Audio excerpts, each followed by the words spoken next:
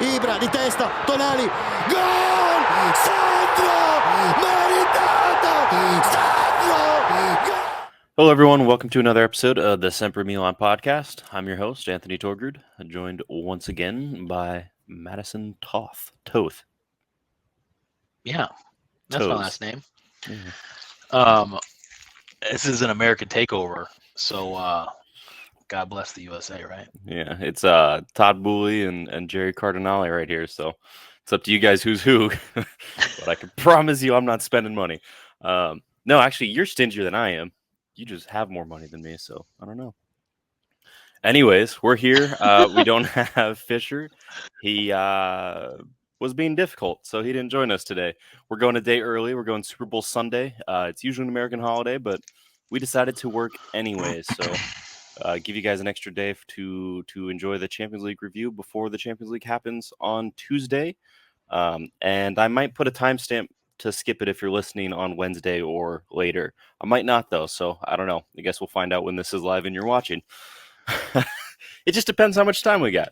But yeah, just jump on in. You're off to a great start. Yeah, I'm rolling with it. Also, totally Torino. off topic. Oh. So I left the house today. This is more just like a side conversation. I was just going to tell Madison. It's not really for the viewers, but you guys get to hear it too. I left the house today to go grab, coffee and some pastries, and wearing a Columbia t-shirt, outdoor brand. And then I had a North Face beanie on, outdoor brand. And then I was wearing a Patagonia jacket. And when I get into the coffee shop, the lady's like, "Oh, are you pretty outdoorsy?" And I was like, "No, not really. Why?" And she's like, "Oh, all your clothes are outdoor brands." And I was like, "Oh shit. Okay, well, they just fit, so I wore them." But anyways, Torino, we won a game. That was a really good story. I'm really happy that you shared that with the 4,000 to 5,000 people that listen across all platforms. But Good save. thanks. People are like, I can see your views. That's not true. Right. Torino. I was right. We kept a clean sheet. Thiaw started. Ciao. First half, we looked about the same as we always did, except a little bit more sturdy in defense. Tatarusanu is being vocal now. I don't know if you noticed that, but started during the Inter game. He started yelling back at people instead of just taking the abuse. Like to see it.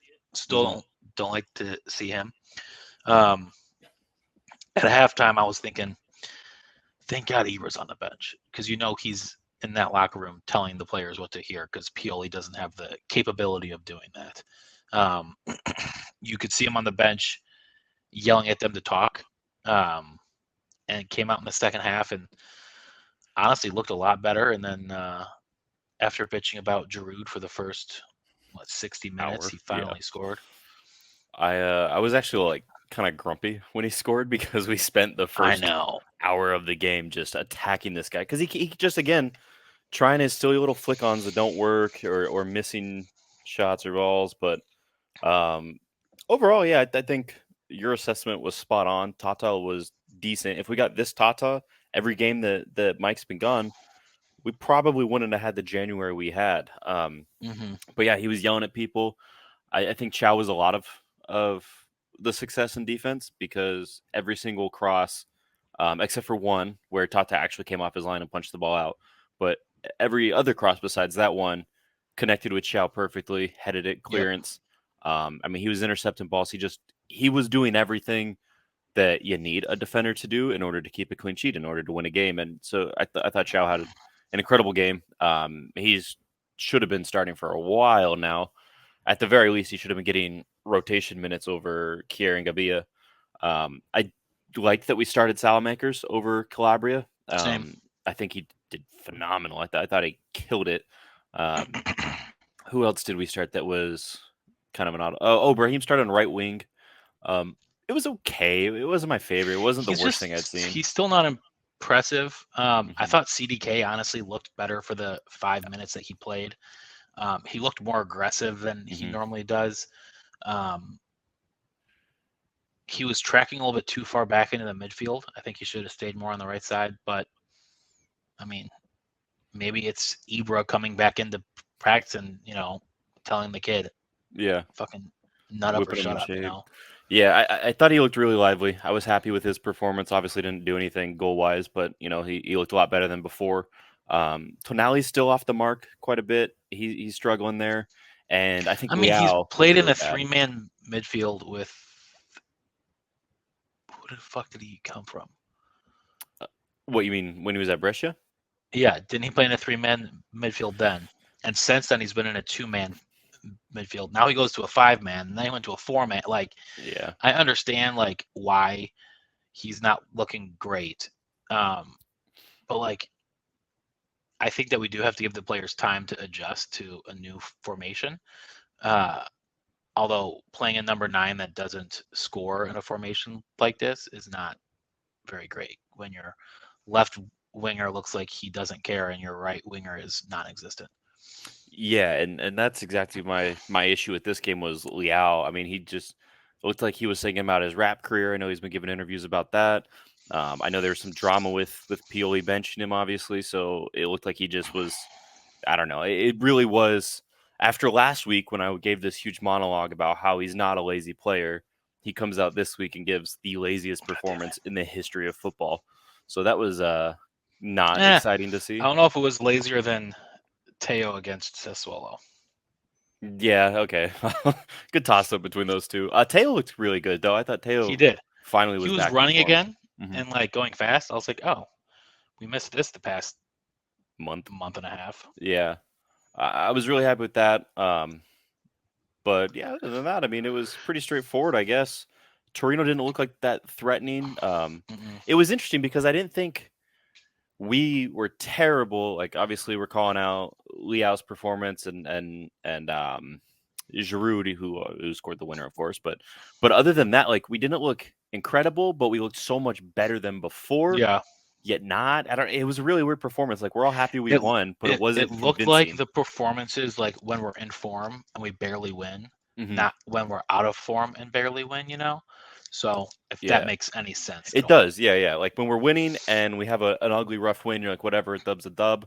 And then when we're losing, we have an ugly rough win. It's like, well, a dub's a dub, but I don't feel like we're out of the mud yet. So it'll be interesting to see how we line up against Tottenham. But overall, back in winning ways. Only second one of the year. First one in February. It put us temporary in third, and then Atalanta and Roma won, so we're back in fifth. But one more win could put us in third again. So we'll see what happens. We're almost there. Tops and flops. Who you picking? Oh, Thiaw for top for sure. Flop. I'm gonna say Leao for his attitude. Yeah, I think those are. On the best choices. I think they're the right choices for the sake of being different.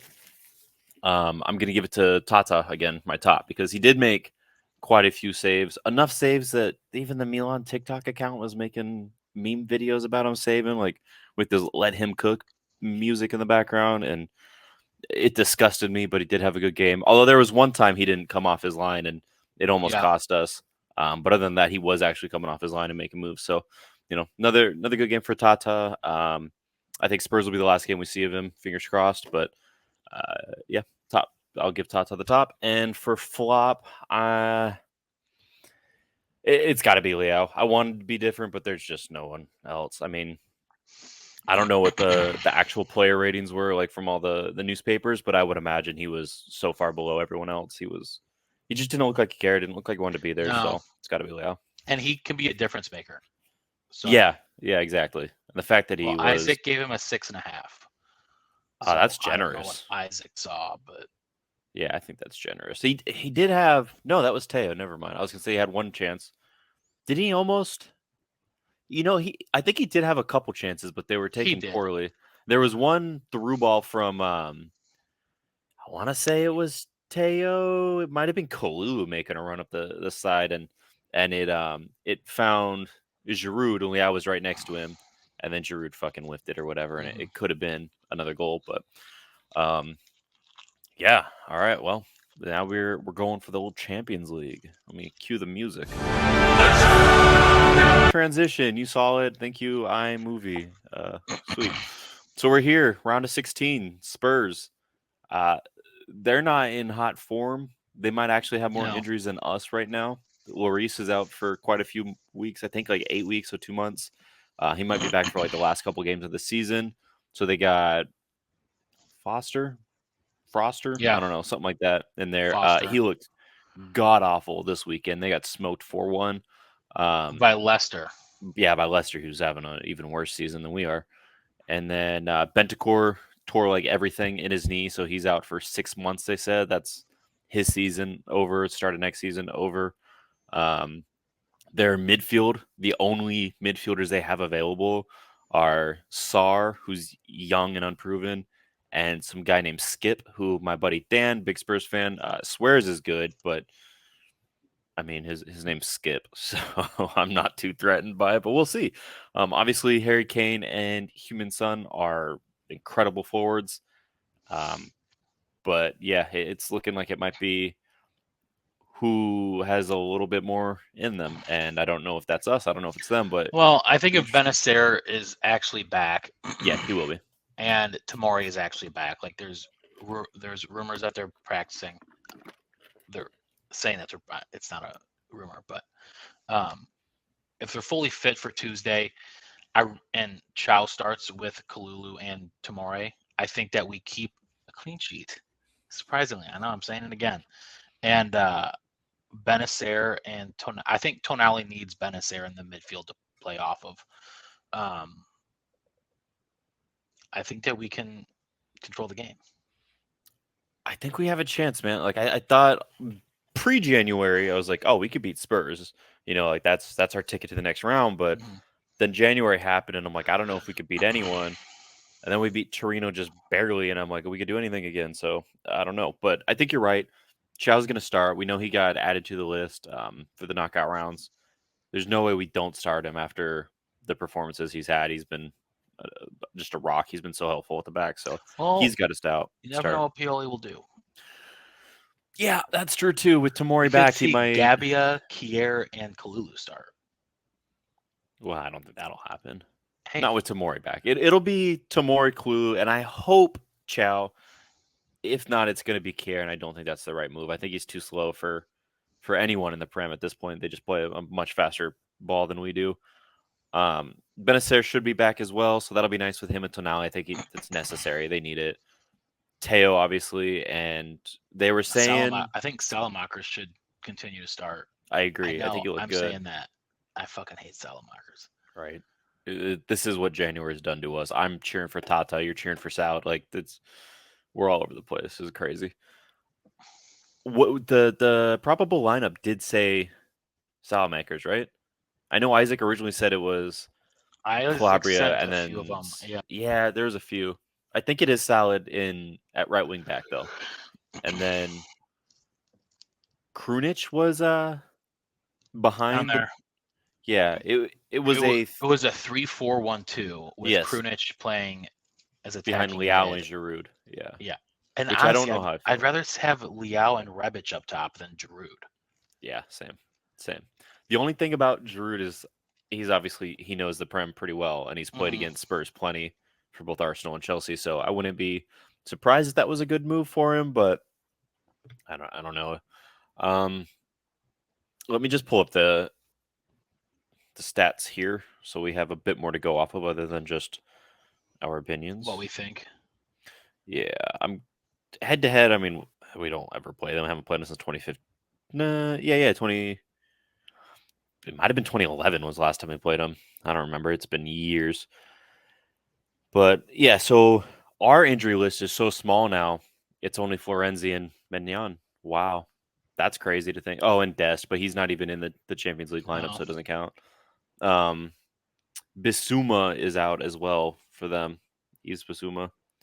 He's played just about all their games this season. He's a midfielder, so that'll be big. But yeah, their current form, I don't know. They're interesting because they beat City 1-0 and then lose to Leicester 4-1. So that'll be, I don't know. It's tough. They're missing two of their top players, so. Yeah. What are you predicting? What do you think? Oh, man. Well, I did say it earlier, so I'll say it again. If Thiaw starts, we keep a clean sheet. I'm going to say 2-0. I don't think we have that in us. I think I'm gonna go 2-2. I think we're gonna be more in it mentally because it's the only competition in that we have or that we are in that we have a chance at a trophy. We're not gonna win the Champions League, but we're out of the cup, we're out of the Super Cup. We're, practically 20 points off the top in the league. We're not winning that either. So it's gotta be the Champions League. We're not gonna get it, but we're gonna try. And I think Leao's gonna show up more, at the very least, put himself in the shop window or get that renewal and just play because he wants to be there. I think Thiaw wants it. He'll be captain if Calabria's on the bench. I think they all want it. So I'm gonna say 2-2. We're gonna push, and I just don't back us to keep a clean sheet against a Premier League side right now. Not with Tata Rushanu in there, and not if Tomori's still playing like he's been playing recently. Plus, coming back from injury, we don't know. But Leao's gonna show up, and I think Giroud is a big game player, and he'll come through on this one. So I'm going 2-2. I'm used to a third person. Right. I like it. I don't like it, but yeah, because this is the home leg. Away leg will be interesting. We'll see who's fit. We'll have Mike back for that. That'll be nice. Okay, well, there's not a third to give their insight, so I guess cue the transition once more. All right, we got Monza. This should be Mike Maignan's return.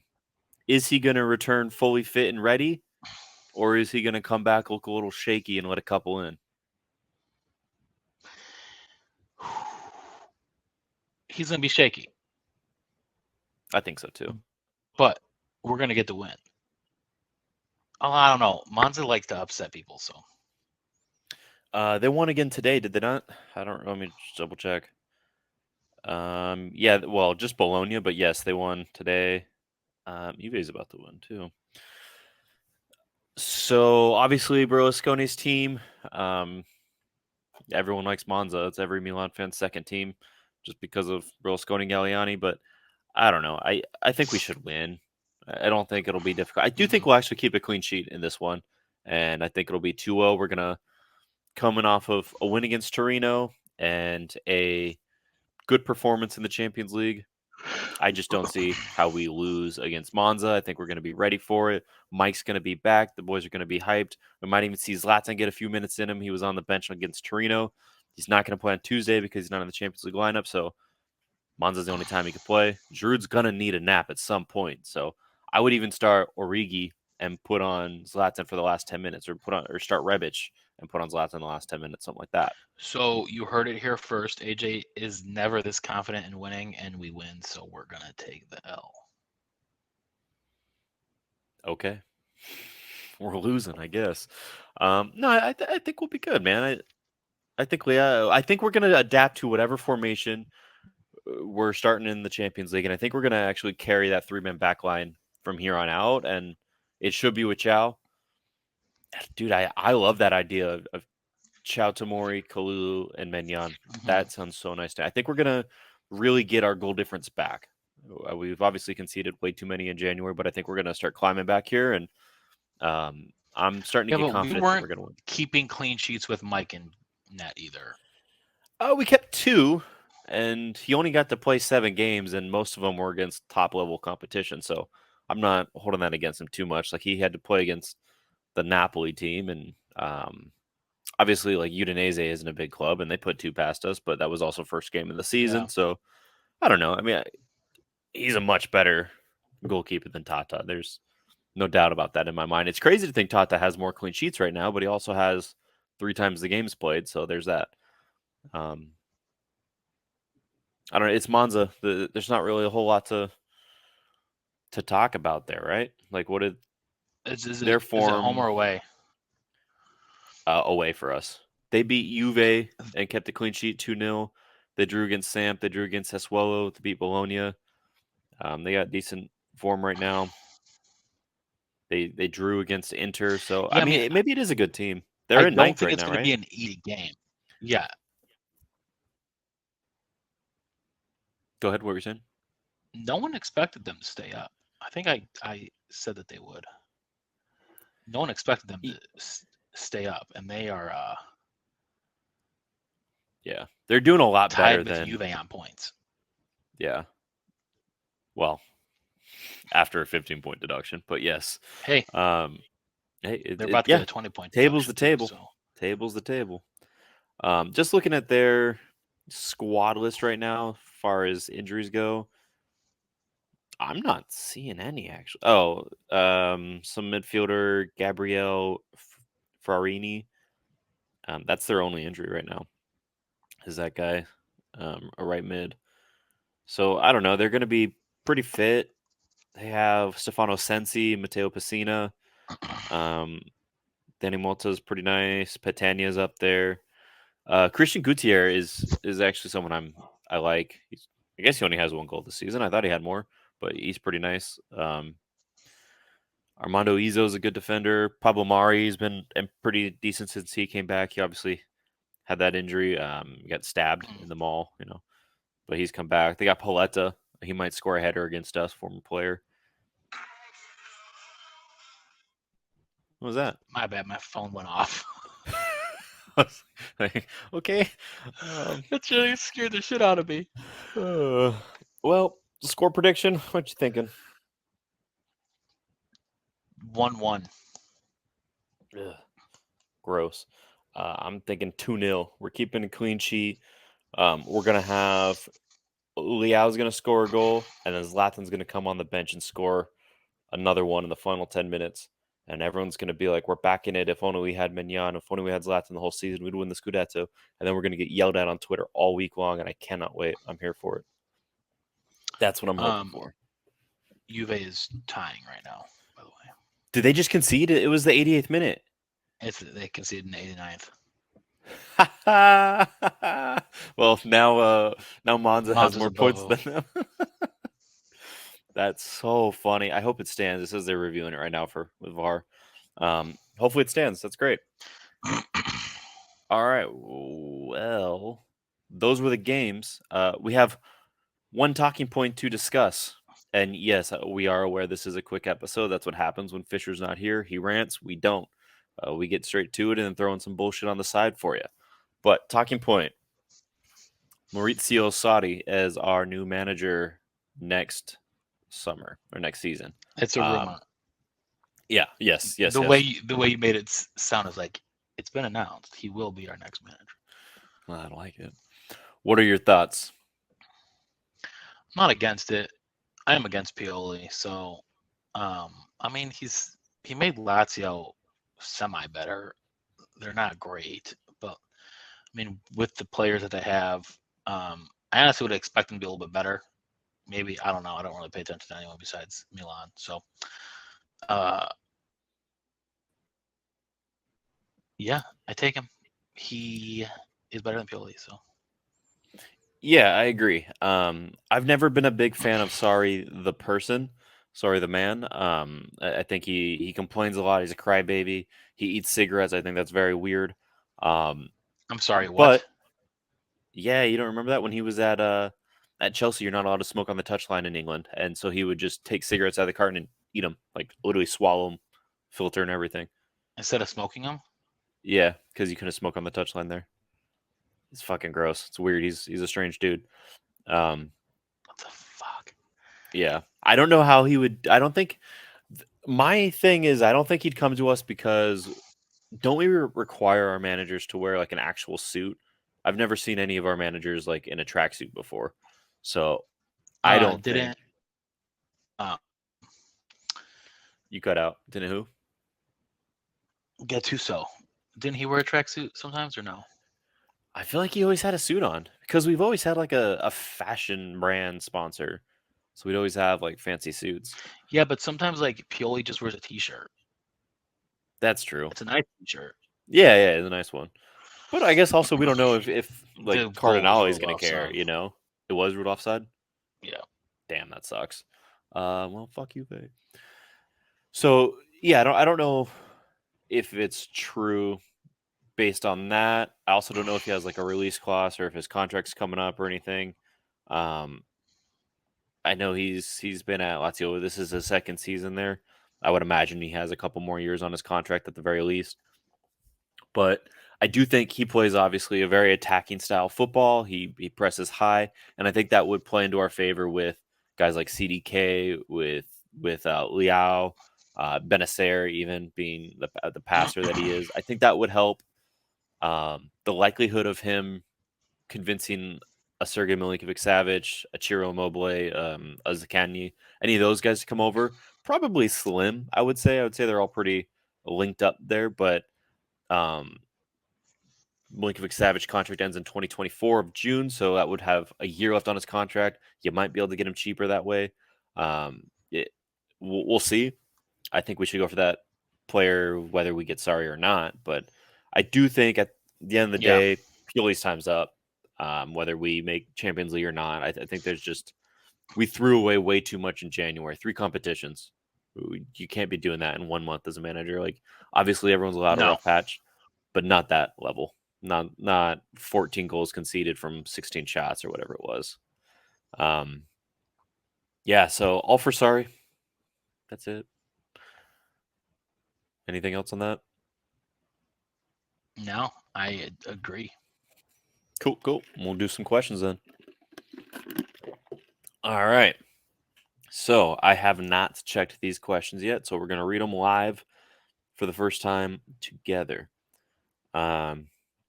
First question is from Rajat15. He says, if Jerry stops being stingy, who would you rather have? Marcus Thuram on a free transfer or Rasmus Højlund, but Atalanta hold you to ransom, or 3, Beto? I actually know who the second 2 people are. You don't know who Thuram is? No. The son of Lilian Thuram? Plays in French League right now? I don't pay attention to many other teams besides Everton and Milan. I have a lot of other things in my life to pay attention to. Fair enough. I don't know. I'd have to look at them deeper. Yeah, I think Beto's more ready-made, but I think Højlund, I can't pronounce it, however it is, 19 from Atalanta, the striker. I mean, we saw what he did yesterday. He looked incredible. Right. Bader really likes him. I think Bader has better footballing knowledge than we give him credit for, just because he is so loud with his opinions. So it's probably a really good player to go after. Yeah, but I don't think we spend. It's just I hate going after players after 1 season. Yeah, it backfires a lot. Like Piontek backfired. Yeah. Beto looks like he has been pretty consistent most of his career. Yeah. But we can get a striker all we want. Although the Atalanta guy's a attacking mid, right? No, he's like a center forward. He's okay. Yeah. Your striker can't do all the work. Yeah. So if we get a striker and he's not scoring goals, we're going like, oh, he sucks. Does he suck, or are we just not feeding him the ball? So I would still prioritize a right winger before a striker, but I guess it depends on who our manager is and what formation we're playing. So yeah, I agree with that. Out of those 3, I think Beto. I think I'm picking Beto. Yeah. I think Beto would be the best one. He's just ready-made. I'm tired of taking risks on younger guys. Mm-hmm. I would much rather someone who's entering their prime, is in their prime, has the last couple of years left in their prime, in that prime range. That's the special word, That's what we need. So go with that. Everton tried to sign him. He probably would have been a good pick for you guys. We tried to sign everybody, and everyone said no. So, next question is from my boy Gio Baresi the Goat. This question is specifically for Ollie, and Ollie's not on, but I'm going to read it anyways. It said, Ollie, when are we going? Oliver told him that we speak for him. So yeah. He said, Ollie, when are we going to get a collection video? I can't actually answer that because I spoke to Ollie about it when he mentioned it to me. He said soon, and we're thinking jersey collection, like just to show off our jerseys. Only Milan or all of them? Whichever, I guess. It don't matter to me. I'm just curious. But the plan is during the international break, so that's yeah. And then he also said, can Klulu, Thiaw, Tomori play together in defense? I think we've seen the last of Kier. after that slippy G slip. That fucking slip, dude. That was so bad. I don't know how we didn't talk about that when he was backtracking to get the ball to Tata against Torino, and he just fucking ate shit. Yeah, that was bad. I don't know how Tata saved it. Anthony Gordon slip yesterday? He went to go for a slide tackle against, I forgot who Newcastle was playing, and he missed his tackle and just slid off the field. That's funny. Yeah, Everton fans were going hard against him, so that's the reason why I saw it. But yes, I do think they could play in defense, and hopefully that's what we see going forward. We kind of touched on that during the previews. Aziz W22, do you guys think that the new formation is sustainable, and what can we do to improve it? Yes, I think it fits actually our playing style better. The only way and as long as Kier and Gabbia stay healthy, it is sustainable. Kier and Gabbia stay healthy? Yes, because we need depth. Oh, okay. I get what you're saying. I thought you meant like starting. Yeah, no. It is absolutely sustainable. I honestly think that we look a little bit stronger going forward with it, but the midfield needs to learn how to play with 4 or 5. So it will be yet to be seen. Salamanca's playing a little bit farther back with someone in front of him. Surprisingly, makes him look better. I didn't know he could look better, but here I am admitting defeat. So, yeah. In fact, I'm gonna go back all the way to the Torino review and change my man of the match from Tata, because fuck Tata, and I'm going with Salamanca's instead. So swapping that around because I forgot how great he did. And you can't do that. Okay, fine, whatever. Well, you guys heard me say it anyways. I do think the new formation is sustainable. The question is which one, because we've used 2 different formations in the last 2 games. Similar formations. The 3 at the back is the ultimate key in the change there, and I think that is sustainable. We do look good. At the end of the day, it's only 2 times in a row that we've played 3 at the back, and we did it against teams who have been playing 3 at the back for a while, and we look better in each one. I think it is sustainable. I think everything Madison said was pretty much spot on. What can we do to improve it? A more mobile striker, a right wing, and for the midfield to just learn how to play with that many people in the midfield because they're just not used to it yet. Oh, and keep starting Thiaw. That's a big one. Also, 3 men at the back. That's the most important part. With when Maignan returns, is going to be so nice because Maignan is such an attacking threat for us. I think people forget that because he's been out so long, but most of our attacks start with Maignan. So having Maignan back with the 3 at the back, it's be huge. So yes, sustainable. We should stick with it. If Pioli doesn't, I want his head on a stake. The next question is from Sloth Fluff. He said, if we don't reach top 4 this season, do you think there will be a revamp of the management? Pioli, Maldini, and Massara being replaced. If it does happen, who do you think would be good replacements? Also, who would be a player that you want Milan to sign in the summer? That was a lot. That was a very long question. Pioli gets replaced. I don't think top management does, but I think Jerry did say that. I don't know if he said, but I think that Maldini's head will be being called for if we don't make top 4. But you can only do with what you're given.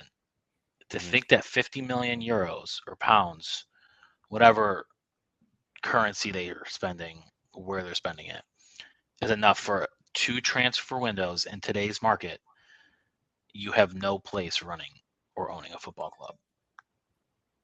Exactly. So Pioli's out if we don't make top 4. Yeah, if we don't make top 4, I think Pioli will go. I wouldn't be shocked if Maldini and Massara go. I think Jerry might want his own guys in there because he didn't change anyone when he took over. But I don't think there's a conspiracy to make anyone perform bad so that he has an excuse to sack him or anything like that. I think naturally when you come in and take over, I don't think that he'll sack Maldini though. Imagine coming in as an American in Italy and sacking the club legend. I wouldn't be shocked if Mike someone Chiesa bought. Yeah, I wouldn't be shocked if someone takes Maldini's place. Maldini takes a different role, but for sure Pioli. would be gone if we don't make top 4. There's no chance he sticks around. There's no reason that he's honestly, if he's still here next year and we finish 4th, I'd be surprised because he's not being like we're doing too much too late. I think that's gonna be a real struggle to get top 4. Yeah, and he's just not changing with the times. So, yeah, I mean, I think everyone's identified his biggest flaws. He's not trusting the youth, not trusting the new signings. Had we have signed Holjun this summer when he was 18, there's no fucking way he'd be as hyped as he is now because we wouldn't have played him. You know, if Thiaw's not playing Right. until now, if CDK is getting benched and we actually own him, unlike Brahim, like there's just no way. Ronks is barely playing. Like Pioli wouldn't have played the young guys. So if we're going to stick with a youth project, then Pioli is obviously not the guy. He doesn't want youth. If we're going to go with the more experienced one, then maybe Pioli can stick around. But I mean, you heard Thiaw after the Torino win. He credited the win with Zlatan being on the bench. He literally called him a player manager to the media with Pioli there. So it's like, if your players are discrediting you as a manager and saying that there's another player who's a better leader than you are, like there's an issue. So. Also, I rewatched Zlatan's speech after we won in the locker room. He thanked everybody but Pioli. Yeah. And I was like, whoa. Makes you I think. didn't catch this the first time. Yeah. Makes you think. Next question is from Hassan Abu Georgi. Sorry for butchering that one. I know I said Hassan mostly right. He said Thiaw has caught everyone's attention finally. Thoughts on him playing Kier's right and Tomori on the left? Oh, so saying Kier in the middle. These boys can benefit from Kier and also protect his pace with their aggressiveness and speed, given he doesn't slip. I mean, he's not wrong. He doesn't slip, but I don't think he has a place in the starting 11. Since his knee injury, Kier, not Thiaw, yes. Yeah. Yeah, I think Kier's just passed it. When he came in, he did great, and then he dipped off. We obviously won the Scudetto with him being mainly on the bench or injured. But with Tomori and Kululu, I think he still has some in him, but not enough to do what we need. So I'm leaning against it. You know, I'm thinking no Kier, but definitely Thiaw over Kier in the Kululu Tomori back line. Yes. Nemliznok says Nemliznok. You know who I'm saying. Neml. Sorry. He says, how much do you expect our summer transfer budget to be? I don't know an exact dollar amount, but I do think he's going to spend. Yeah, I don't think we could get away with not spending for 3 windows in a row. There's just no chance that happens. So we're going to have to buy some players. I think if we get top 4, maybe 70 to 80 million. If we don't get top 4, probably 40 million. I think we're going to be in a lot of trouble if we don't. I think it's going to be the opposite. I think if we get top 4, it will be less than if we don't. I think if we don't get top 4, we're going to get more to reinvest. Because you can't make top 4 and then be like, okay, you know, let's invest less and then get it next year. I just don't think we'll have the budget to do that because of financial fair play. Because half of what we make is from Champions League, is from qualifying. So if we don't qualify, that's crazy how little money we make. Yeah, Serie A just doesn't have anything in it. You know, that's a whole segment in its own right. Cat was in here. I didn't either. Every time you move, it gets dark. I saw it in the screen, and I was like, "What?" I know. I'm trying to I just can't sit still. Yeah, I feel you. Next question is from Eddie Milanista. What is more concerning, Tonali's form or Leao's body language? He says Leao seems disinterested at times, while Tonali looks worse than his first year. Also, should Milan stick with the 3-4-2-1 formation versus Tottenham? I think Leao's body language is more concerning because he's a difference maker, and if he's acting like he's not interested and doesn't want to be there, we're playing with 10 men. Whether Tonali's in bad form right now or not, he's at least trying to do the right things. He's trying to play. He's just failing. Yeah. And that at least has a chance of succeeding. Whereas if Leao's just hanging out and pouting and not going to make a run, then we quite literally are down to 10 men at that point, So body language needs to be fixed. He needs to get his head back in the game. But I mean, also remember, he's had one good season. When he came in here, he had a season like CDK had. Nothing happened, right? Yeah, but he was also on the bench. This time he's starting doing nothing. Yes, you're right. Yeah. Well, the first half of the season, he was on fire. I mean, I think he's probably still top 5 as far as goals and assists this season. I know he was number 1 up until like this November. Yeah, but also the entire team's been playing like shit. Right. When you have one superstar and one goal scorer and they stop producing, this is what happens. And do you want it stems from Jerry not coughing up his freaking coin. Jerry doesn't have coin, so it doesn't really matter. But that's what it is, Jerry, too. If we could have just got any reinforcement, we could have done something. All of our good players were playing in the World Cup. We had Thiaw and Giroud make it to the final. Like, they needed a bit more of a break, and we just haven't had it. It's still been 7 games in January. That was a lot after that break. That wasn't even a break for most of our stars. It was a lot, and we didn't rebound, obviously, well. And then the second half of this question was, should we stick with the formation against Tottenham? I think we already covered that, so yes. Yes. He also needs to start. We'll talk about it when you ask the next question. I actually just accidentally exited out. Let me go back to it. So this is from Luso_LFC. That's a Liverpool fan for you.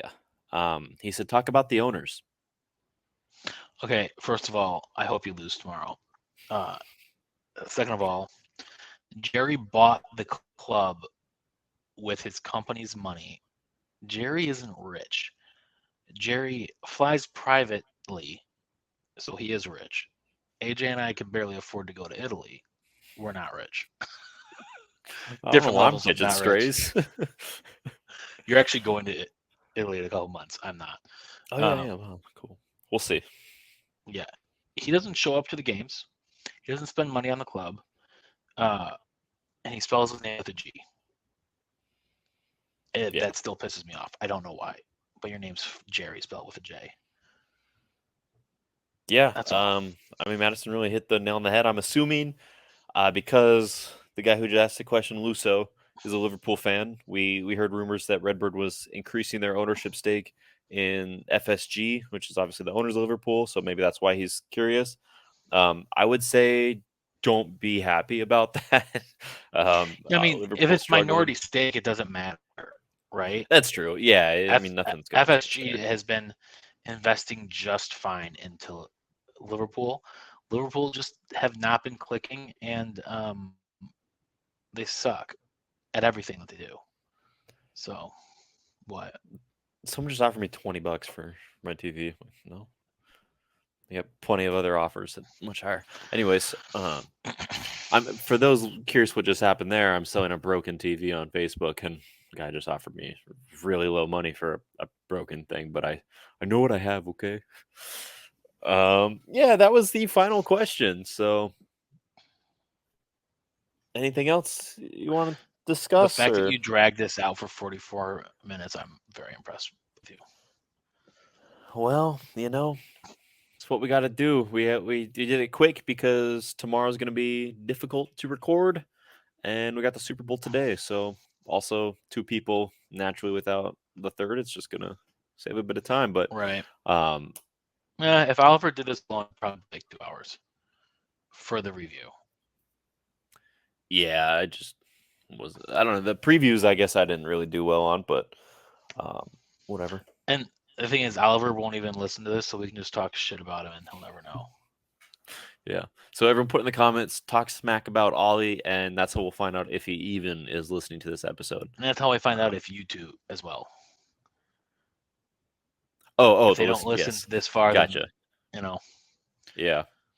Well, yeah, that was it. If you're listening to this before UCL game, hopefully we pull it off against Spurs. Let's do it after. Laugh at us being optimistic because we already lost. But yeah, I've been your host, Anthony Torgard. Find me on Twitter at Torgard45 and joined by the newly reliable Madison. This is 4 in a row for you now? Newly reliable? What are you talking about? There was a while where you were missing like every 2 in a row or something. Yeah, I think I had just had a child. Yeah, you did. You had a good excuse. And I got a promotion. Life. Yeah. That's it. That's your send off. I pointed to my thing. Oh. Well, thank you guys so much for listening this far, and we shall catch you in a week's time. Eccolo Ante in area di rigore, Ante, Ibra, gol! Vediamo se è buono, ce lo dà buono, ce lo dà buono, ce lo dà buono.